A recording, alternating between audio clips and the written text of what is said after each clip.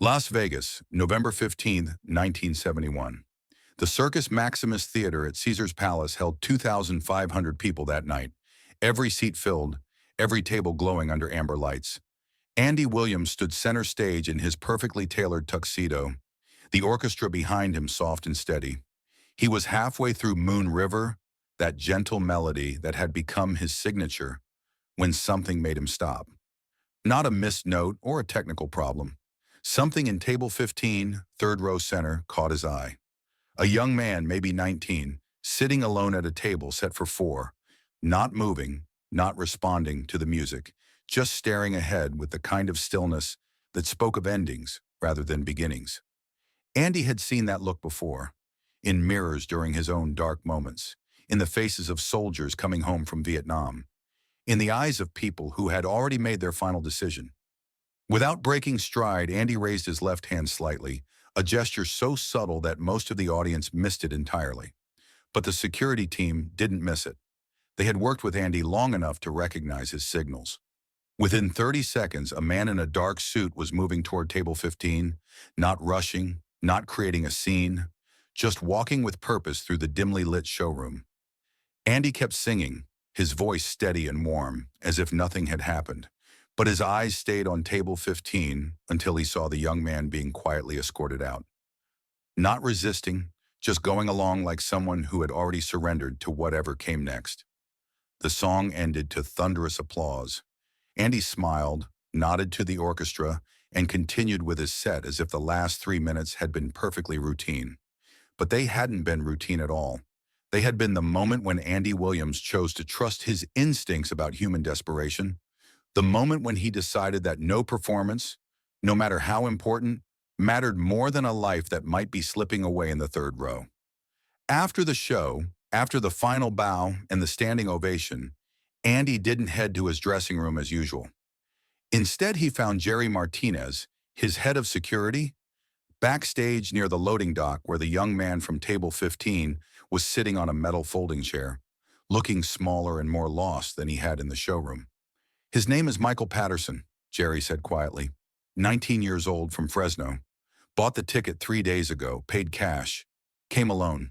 The maitre d' said he ordered a bourbon but never touched it, just sat there staring at the stage. Andy nodded, straightening his bow tie. "Is he okay to talk?" "Seems like it. Quiet but responsive. EMT checked him out, said he's not injured, just sad. Real sad." Andy walked over to where Michael sat. The young man looked up, his eyes widening slightly when he saw who was approaching. "Mr. Patterson," Andy said, pulling up another folding chair. "I'm Andy Williams. Are you feeling all right?" Michael blinked several times as if trying to process that Andy Williams was sitting next to him in what looked like a loading dock, still in his stage clothes, asking about his well-being. "I'm fine," Michael said, his voice barely above a whisper. "I don't know why they brought me out here. I wasn't doing anything wrong." Andy studied the young man's face, noting the dark circles under his eyes, the way his hands trembled slightly, the careful distance he maintained from everything around him. "Michael, can I ask you something? And I need you to be honest with me." "I guess. Did you come to my show tonight planning to hurt yourself?" The question hung in the air between them. Michael's face went white, then red, then white again. For a moment, Andy thought he might deny it, might get angry, might shut down entirely. Instead, Michael's carefully constructed composure crumbled completely. "How did you know?" he whispered. "Because I've been where you are," Andy said simply. "Different circumstances, but the same feeling, the same look in your eyes, like you're already gone, just waiting for your body to catch up." Michael was crying now, not the dramatic sobs of someone performing grief, but the quiet, exhausted tears of someone who had been holding too much for too long. "I got my draft notice last week," Michael said. "Report to Fort Benning December 1st. My girlfriend broke up with me when she found out. Said she wasn't going to wait around to date a body bag. My parents keep talking about how proud they are, how I'm going to serve my country, make them proud. But I'm not brave. I'm terrified. I wake up every night thinking about dying in some jungle on the other side of the world. And I started thinking maybe it would be easier to just finish it here. At least then I'd choose how it happened." Andy felt something twist in his chest. He had performed for troops in Vietnam, had seen the fear in their eyes, the weight of expectations that seemed impossible to carry. He had also felt the suffocating pressure of public image, of always having to be the perfect gentleman, the wholesome entertainer, even when everything inside felt like it was falling apart. Michael, can I tell you something? Something I've never said in an interview or on stage? Michael nodded, wiping his eyes with the back of his hand. 3 years ago, I was in my dressing room after a show in Chicago. Perfect performance, standing ovation, everything exactly as it was supposed to be. And I sat there looking at myself in the mirror, still in my tuxedo, and I felt completely empty, like I was performing my own life instead of living it. I had pills in my jacket pocket, sleeping pills from a doctor who thought I needed help with insomnia. I was thinking about taking all of them, just going to sleep and not waking up. Michael stared at him. Andy Williams wanted to kill himself? Andy Williams, the performer, was fine, Andy said. Andy Williams, the person, was drowning.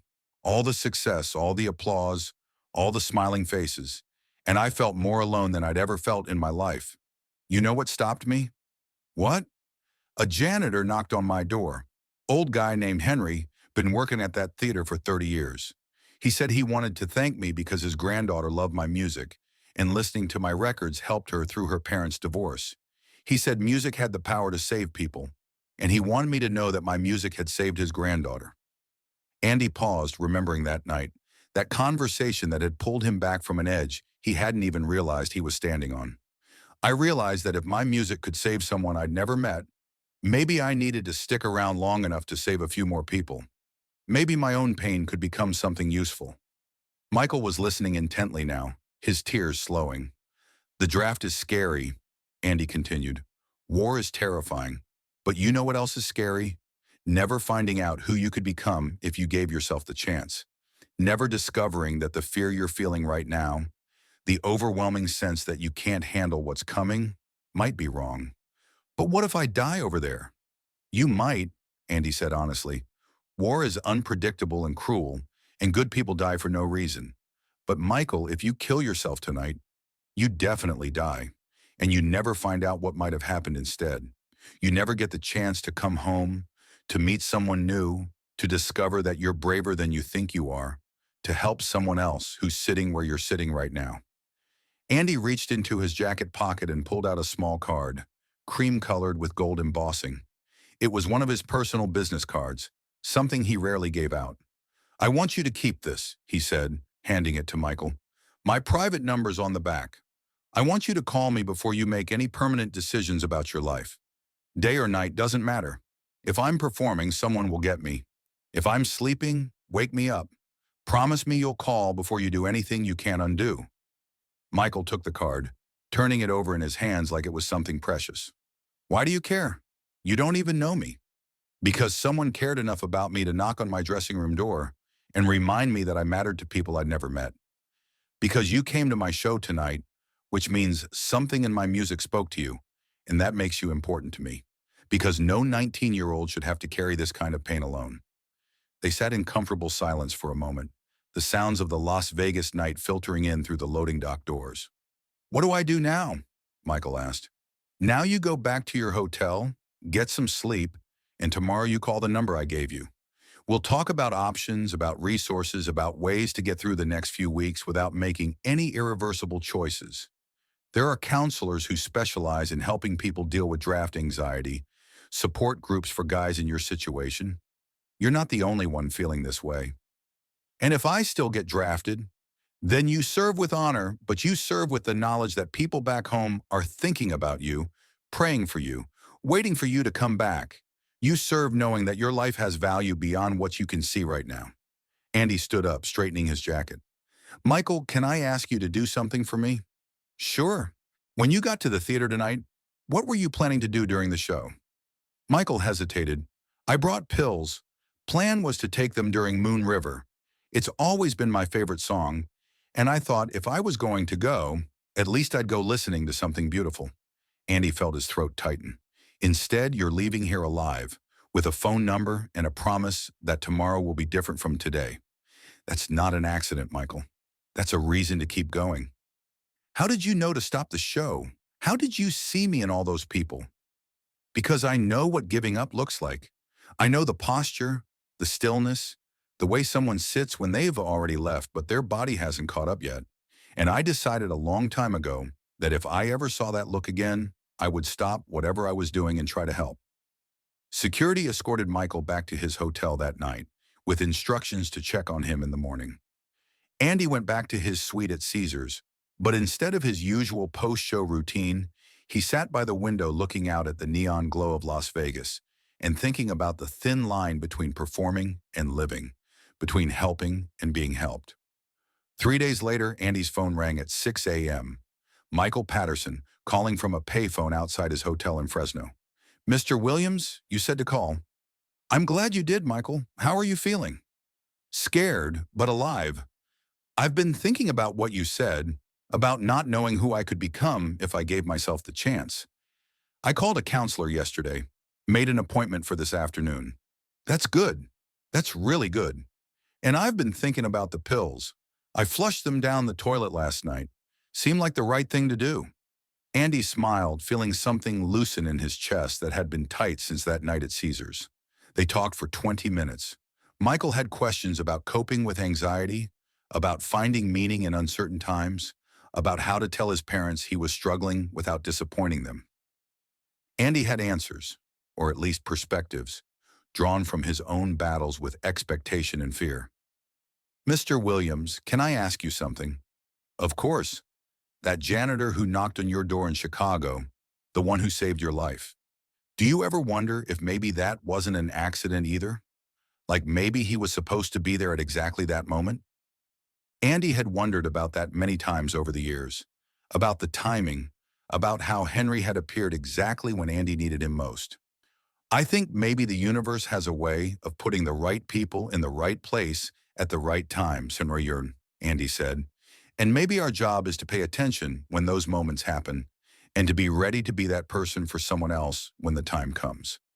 Michael called again a week later, then 2 weeks after that. The conversations got lighter, more hopeful. He had found a support group for young men dealing with draft anxiety. He had reconnected with a friend from high school who was going through the same thing. He had started seeing a girl who worked at the local library and didn't care that he might be shipping out to Vietnam. The last call came in February 1972. Michael Patterson calling to tell Andy Williams that he was engaged, that he had received an educational deferment to finish college, and that he was studying to become a counselor himself. "I want to help people who are where I was that night in Las Vegas," Michael said.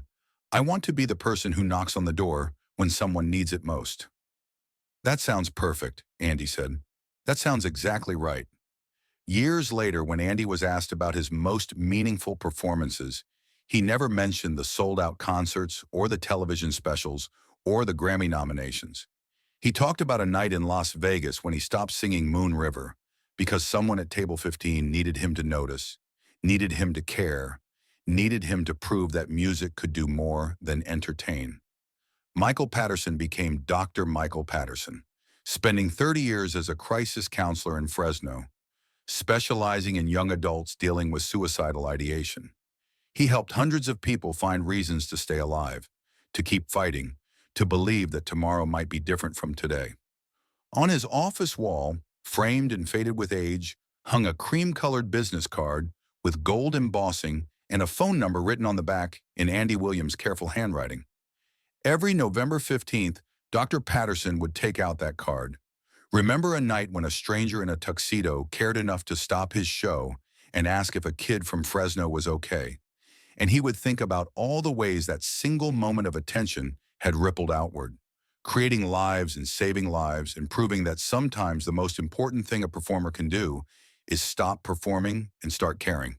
Andy Williams sang Moon River thousands of times over his career, but he never forgot the night he stopped singing it, never forgot the young man at Table 15 who came to die and left with a phone number and a reason to live. Because that's what real performers do. They don't just entertain.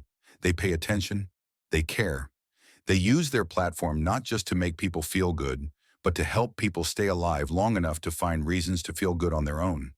The show must go on, they say, but sometimes the show must stop.